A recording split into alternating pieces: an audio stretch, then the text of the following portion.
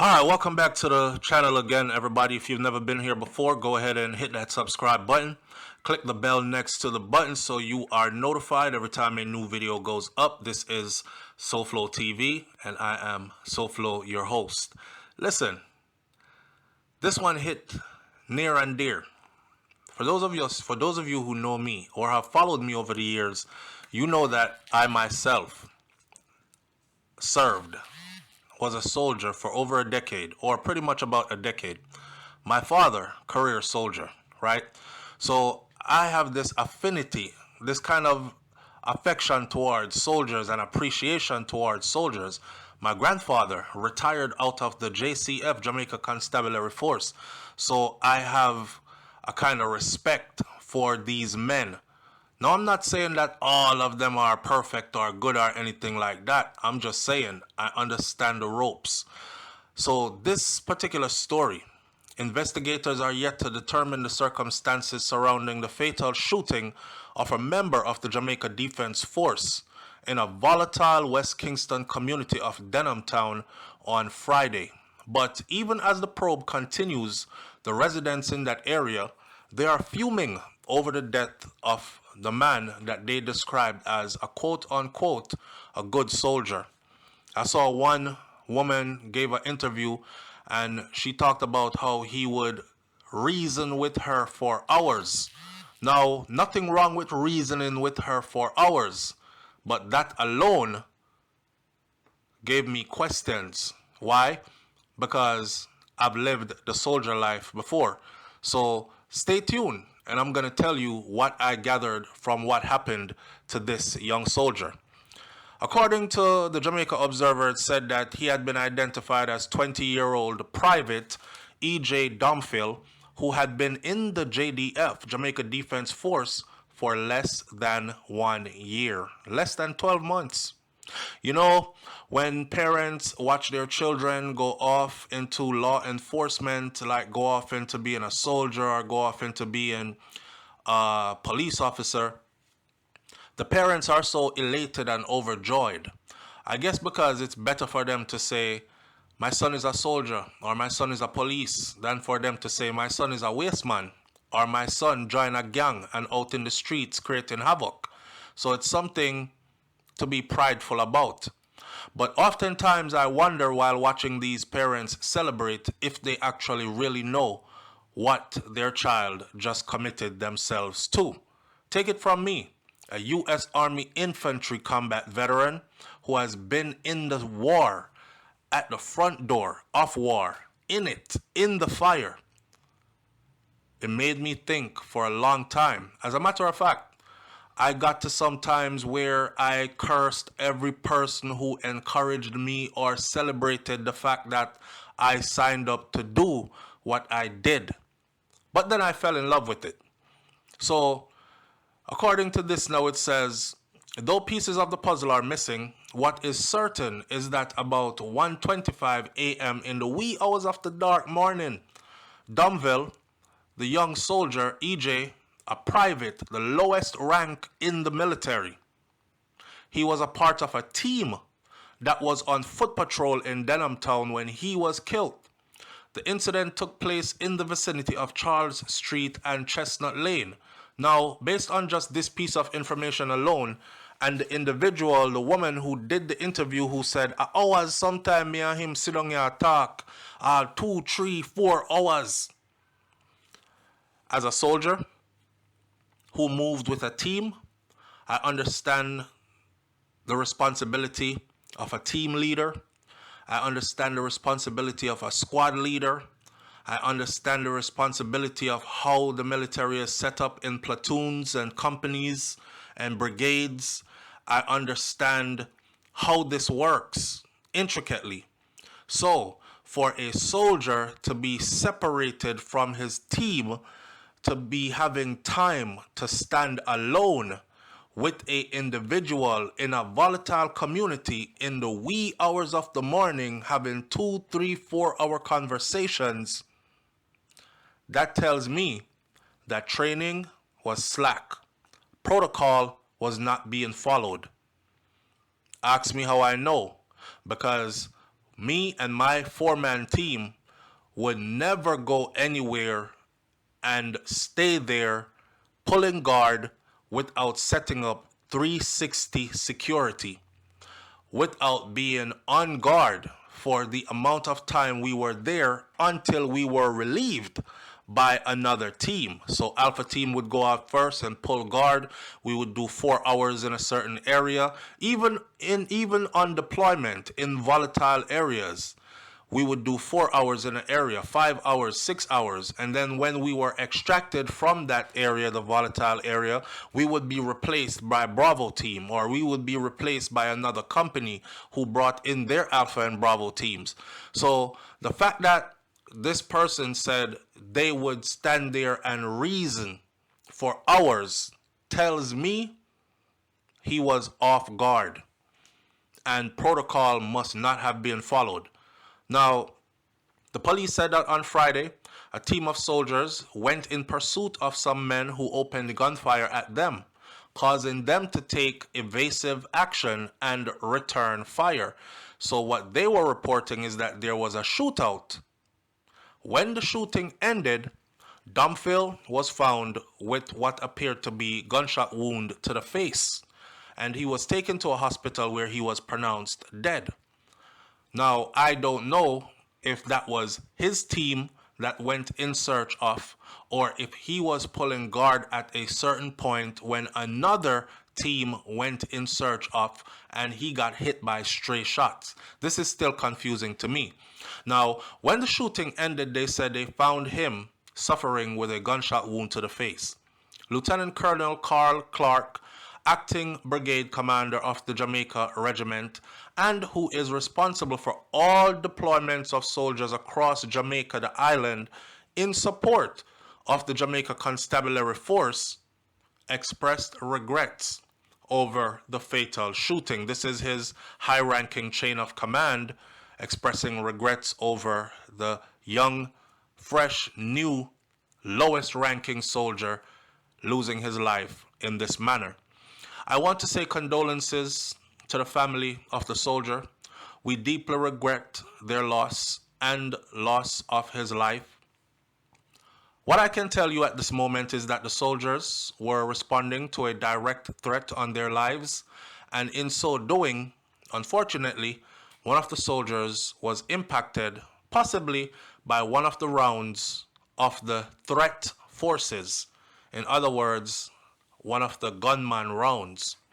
Some people are saying it's fracture side, Could have one of the soldier them shoot him too. His own people. But we won't know for now. Clark said, unable to say definitively who shot the soldier. So they don't even know yet who shot the soldier. The investigations continue, and we continue to in pursuit of these perpetrators, so to speak, and we will definitely continue to be professional with what we do under the auspices of internal security operations justification and acting within the law. In other words, then, people are saying, hey, people are got dead. Them are got turn upside down round at Denham Town. People are get slapped well, left, right, and center now, because if it's one thing I know, is that you don't kill a soldier, because the rest of them squad them, they're going to take revenge out on your community, and it's not going to be nice. This is what the crowd is saying. Maybe this is what they are used to. But from a person who has been or who had done that work, submerged deeply in being a soldier and a seasoned soldier as well, I can tell you that they're right. They are right. Soldiers have a different bond among themselves, and they take it super personal when one of them is taken away in this manner. In other words, whoever it was that shot that soldier, if it is not a fracture side shooting, meaning the soldiers themselves shot him, then there will be hell to pay. Of course, for the public, the higher rankings must say stuff like, we will operate to seek justification, but we will act within the law, etc., etc. But outside of that, it is what it is.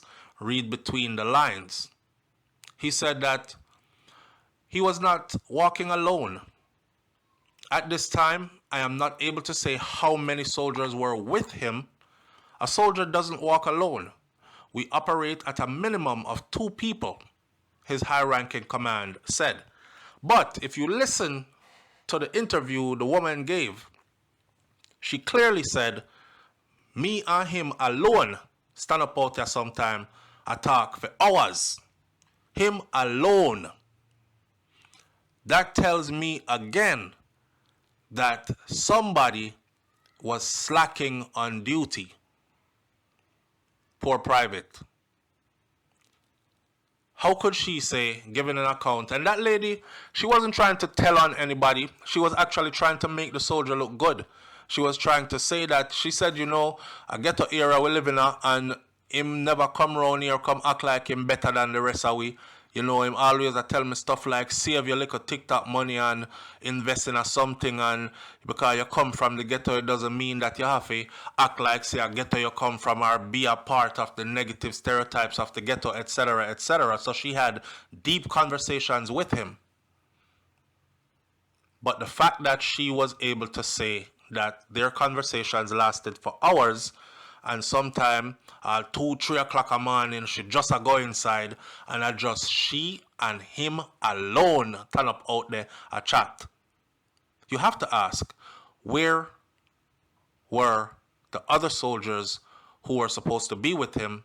Just like his higher ranks are saying, we operate at a minimum of 2 people. So why is she saying him alone? Obviously, somebody left him all the time and go off and do their thing and then come back. No man sharp, you know, if you hear from the shout. Soldier dagger 2 girl in the area. So instead of stand up out here a pull guard pan duty, him inside have a hot girl, big body Susie pan a backers or something like that. If you don't know what that means, let somebody explain it to you. He said that he was unable to speak to claims that the soldiers were responding to reports of a shooting at a dance. Because right now, he doesn't really know. He's going to have to go sort out that information. Now, despite not being certain which gun and bullet came from that killed the soldier, the JDF communication officer, Major Kason Gunzel, said that the military will continue in its efforts to locate the cowards who took the life of their fellow brother.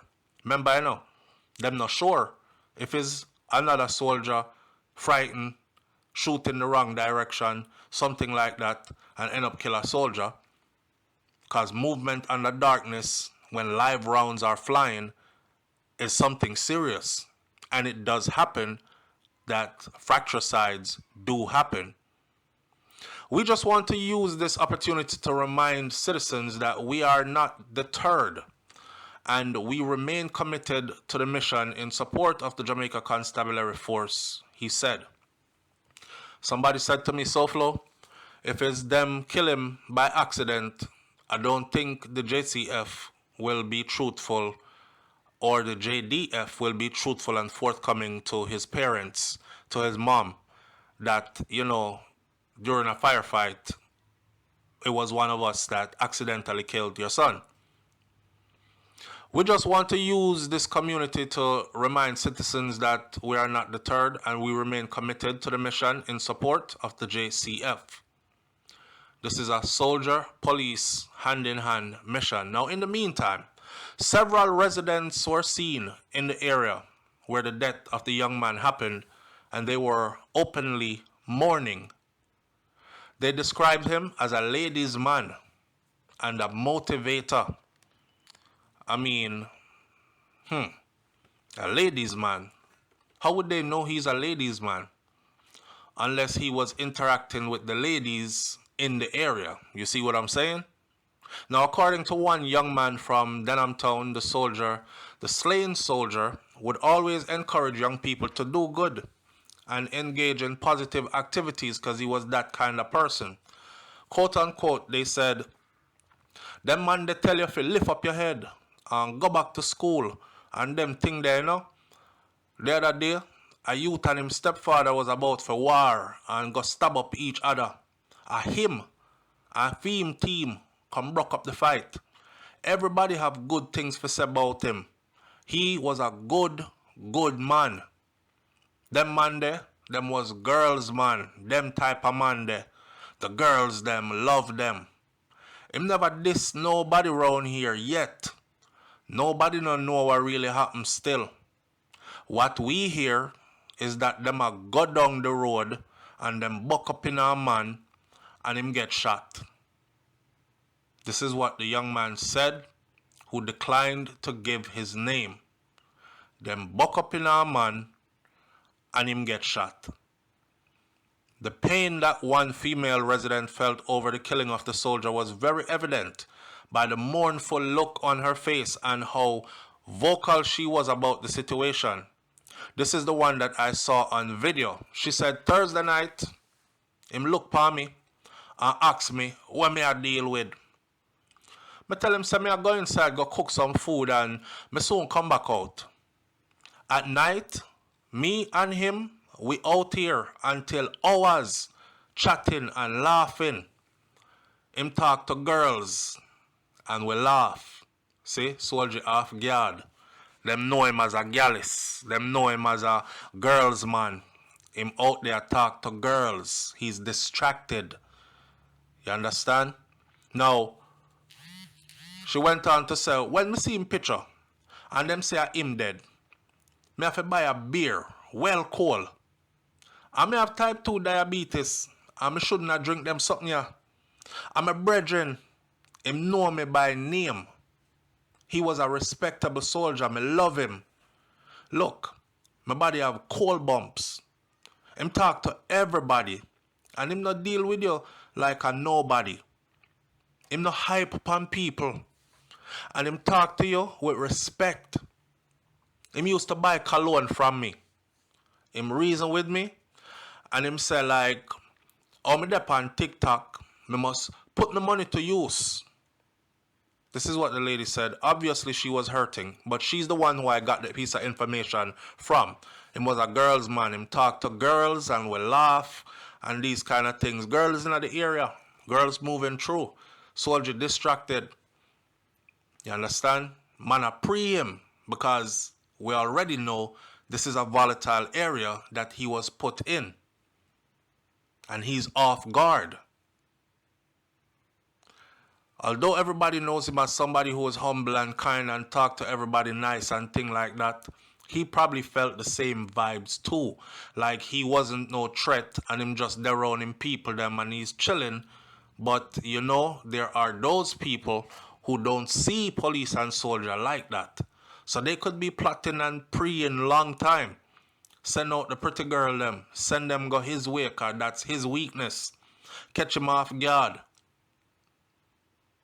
From school lock, the picnic them, no get no summer. Me I keep a back to school treat Sunday, and me have to postpone it because this happened, the lady said. She said, me I look for feed over 200 picnic Saturday, and me can't do that because me I go under curfew now, and we have to go in early. So what is going to happen to all of the chicken and the food and the something them that they buy up to do the back to school something? The place get locked off. She said we not pay no electricity bill round here, so I spoil the whole of that I got spoil. In other words, everybody in this area is affected. But back to what I was saying though. Watching the picture of Private E.J. Domville as he is lifted up by his mother after he completed his training to become a member of the Jamaica Defense Force, thinking of how proud of a moment that was, but also thinking of how much of a kid he still was. I mean, no saying in Jamaica, them say kid a goat alone have kid. But come on, we've moved on to different times and slangs have changed. Kid, kinder, child. He was a young youth. He was such a mama's boy, you can tell, say mother pick him up, lift him up and thing. But that also tells me that he was lightweight as well. seeing him in his uniform, seeing him out there on patrol, well cut hair, low ranking, glad to be a soldier, accomplished something big in his life, but off guard. I'm going to follow this, right? Because I believe Canada has since sent out a travel, what do you call it now? When them warn you, say, a travel advisory for increased violence in certain parts of Jamaica. Canada is probably basically telling their citizens to be very careful of going to Jamaica, or if you can, probably choose somebody somewhere else, etc. As far as I know, this soldier, being a private at that, should never ever be alone. So it's going to be interesting to see what information comes out of the JDF after this. Are they willing to tell exactly what happened to the public? Because one thing I know also is that this can very much be handled inside. In the US, we call it the Uniform Code of Military Justice. So they will do their own investigations and they will handle things internally. And they could very well even paint a picture for the public. But will the truth come out? How did he get shot in the face? Who was it that shot him? What were the circumstances surrounding his death? Why was he not with his team? Was his gun used in the shootout? This is going to be a very important part, because if me and my team are out on patrol and gunshots start bust, my gun will pop off. So if his gun did not fire or was not found on his person,